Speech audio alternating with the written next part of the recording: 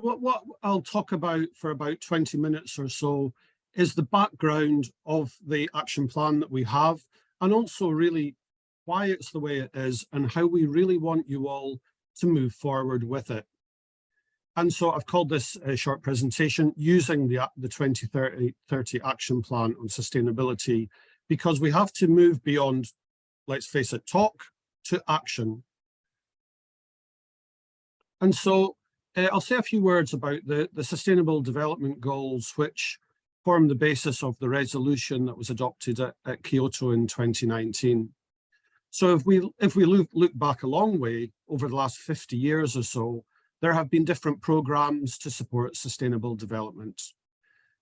Notably the Millennium Development Goals, which ran from 2000 to 2015. And as that program was coming to an end, ICOM produced a recommendation on the protection of museums and their role in society, which is called the UNESCO recommendation, but ICOM did it on behalf of UNESCO, as I understand. And it's really it's a very good articulation of the different roles that museums can play in society and as partners in sustainable development. And just because of the timing of how the triennial conferences of ICOM work, it was 2019 before we really got a really concrete commitment from ICOM and its membership to use the Sustainable Development Goals as its blueprint and template for sustainability activity. And as Catherine had mentioned before, when our sustainability working group was set up in 2018, there were different views on what the focus should be. Some people thought it should be a climate focus, some people thought it should be an environment focus. But as we see in sustainable development challenges are all connected together. We see that very well with climate change, of course, but we also see it with COVID. You can't just pick out an environmental bit or a social bit or an economic bit. They are all very much kind of tied together. We have to think about these things as connected rather than separate. And so we have the 17 Sustainable Development Goals really as a kind of blueprint to bring together all of the big challenges that we have across society, but also as one framework that includes all of the main environmental agreements and all of the human rights agreements, really a quite incredible shorthand for how to work with sustainable development. But more than that, it gives us a different way to work together rather than relying just on governments or in terms of ICOM, relying on a very top-down approach. If we work with goals, any of us can work with this. We can do this even on our own, individually, we can just work on goals. This helps us break through the often complicated structures that we have in society and the complicated structures that we have within ICOM. And so to put it in a simple way, sustainable development is really trying to achieve 5 things: to end poverty and hunger in all their forms and ensure dignity and equality, so basically human rights; to ensure prosperous and fulfilling lives in harmony with nature; to protect the planet, the natural resources and our environment for current and future generations; to build peace in our communities and around the world, and to do this through partnership by working together. Partnership across ICOM, across different museums, within museums, across society and between different countries. And the reason these things are shown here like a kind of jigsaw is because they all depend on one another. We need to do all of these things. But it's also worth saying that no one can do this on their own. We have to do it together. But how are we going to do it? So, well, within the Sustainable Development Goals, there is the need for something it's called policy coherence for sustainable development. And this is a model that it was developed by OECD to support the SDGs. And I'm not expecting you to read all of this, but it's just to say that it says that to have effective policies, they need to have kind of 8 building blocks. And so what we've done is to take these building blocks and also to take the main climate agreement and to say, well, how can we do this in ICOM? We've used this as the basis for the Sustainability Action Plan. So all I'd like you to notice just now is these 8 blocks, these 8 bits. And actually using this approach in itself supports the Sustainable Development Goals.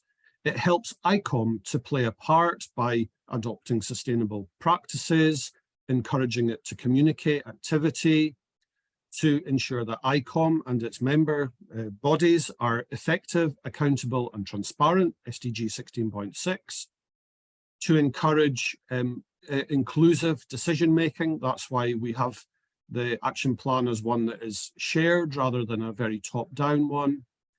And the action plan includes these agreements, these international agreements, which supports SDG 16B. Policy coherence is about making sure that we have effective mechanisms within ICOM that also help to achieve results worth achieving, that are rooted in the realities of the real world. This is how we will strengthen the Global Partnership for Sustainable Development, SDG 17.16, and also to encourage effective partnerships within and beyond ICOM. So we developed this action plan mostly last year, with these principles that we are really not in favor of just a very top-down single approach, because there are different national realities, different committees have their own approaches, different almost cultures, and also we want the committees and their members to be really active participants in doing this stuff. This is why we have what's called a committee-driven approach. These are some of the principles that come from the different agreements about making sure it's cost-effective, about being flexible, about respecting human rights, cultural contexts, and the rights and needs of minorities and indigenous peoples, acknowledging the many existing human rights and environmental agreements, a gender and intergenerational approach as a basis for sustainable development, and a phased approach that means that we're not going to be able to do this just in 1 year, or even, we need to do this in bits. And so these principles come from some of the sustainable development agendas, because the more we can use the same principles, the more likely we are to be able to slot the work of ICOM and its, the many huge contributions into wider sustainable development. And so within the action plan, it has these headings based around strategic vision and leadership. We need to raise ambition, and we need to say what the ambition is. We need to plan for the long term so that we can look at committees and ICOM being more than just a succession of different committees. We need the committees to be able to hand on their activity to the next membership. There needs to be a direction of travel. And we need to make sure that the committee's policies are supporting sustainable development and not getting in the way, that we're building a better future and not a worse one. In terms of resourcing, we need to look at how the committees, what they're putting their resources towards. This is up to them to decide. Then how we take coordinated action, because committees on their own can achieve so much, but working together, they can create different opportunities, different value. So this would be in terms of both connecting beyond ICOM and connecting across different parts of ICOM, coordinated action. ICOM is a huge and very diverse family. We want to look at how can the different parts of ICOM be supported to work together. And then we need to look at making use of the many tools that there are to support sustainable development, to support skills, as we're doing today, hopefully, but also to help ICOM and its different parts to be a kind of platform and an amplifier to share the lessons learned so that we can learn fast and work together. And lastly, how we can be accountable to make sure that our commitments and our goals are monitored and evaluated, and that we tell the story externally so that the value of ICOM and its members can be recognized.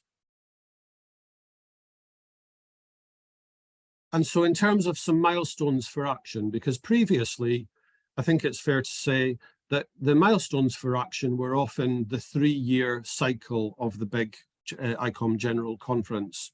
But our world, that's not fast enough. The 3-year conference should be when we take the big leaps forward, but we should also be looking at taking the smaller steps in between. So we suggest that committees could develop look at the sustainability action plan, set their priorities, but also set some goals for 2025 and to 2030, and then make sure they do stuff in between. But then when we come to the General Conference in 2025, committees are not talking about what they might do or what they plan to do, but what they've done, so that they have a solid story to tell. And in addition, we want to help, really drive both short-term action and this longer direction of travel for museums. And so how does it work? So the Sustainability Action Plan is a document which you should have seen as a link. And it starts off with a little bit of discussion, more or less what I've spoken about before, but really to start to set some priorities. So from the 5 Ps that I mentioned before, again, the little picture at the bottom, look at thinking about your committees. What are the main positive impacts it makes and what are the main negative impacts? Sustainable development is about managing both of those things. It's not just saying we're really good at this, that's great. It also says, well, here's a strength that we want to get even stronger in, but here's some challenges. We need to address these challenges. We need to do both things. And the measure of sustainable development is how we move forward with both of those things over time. And you'll explore this in the breakout rooms. So for instance, if you're in a committee, for argument's sake, about, because I'm in NatHist, I might think particularly there about the planet aspect and how people relate to the planet and how we can protect and sustainably use natural resources.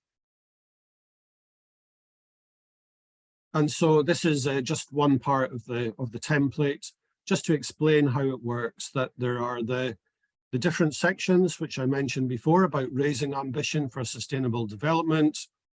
You and your committee would decide, well, what do we want to do for that? What's that going to look like? It might be a sentence, it might be a short statement, it might be something that you already have. Then you would say, well, who's responsible for developing this?